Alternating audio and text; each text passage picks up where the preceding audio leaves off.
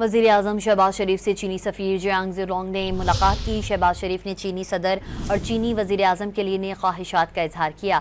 आइंदा SCO सरबराही इजलास के कामयाब इनेकाद के लिए नेक तमन्नाओं का इजहार भी किया।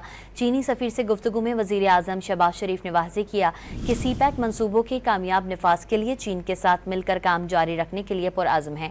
वज़ीर आज़म ने चीन की जानिब से माली और इक़्तिसादी मदद के लिए पाकिस्तान की जानिब से दिल की गहराइयों से चीन की तारीफ की। मुलाकात के दौरान इलाकाई सलामती की सूरत हाल, बिलखुसूस ईरान इसराइल तनाज़े में हालिया पेशरफ्त पर भी तबादला ख्याल किया गया। चीनी सफ़ीर ने मुज़ाकरात और सिफारतकारी के जरिए बहरान के पुरअमन हल के लिए अक़वाम मुत्तहिदा की सलामती काउंसिल समेत हर सिफारती फोरम पर पाकिस्तान के फ़ाल और मज़बूत किरदार की तारीफ की। वज़ीर आज़म ने चीन की जानिब से माली और इक़्तिसादी मदद के लिए पाकिस्तान की जानिब से दिल की गहराइयों से चीन की तारीफ की। मुलाकात के दौरान इलाकाई सलामती की सूरत हाल, बिलखुसूस ईरान इसराइल तनाज़े में हालिया पेशरफ्त पर भी तबादला ख्याल किया गया।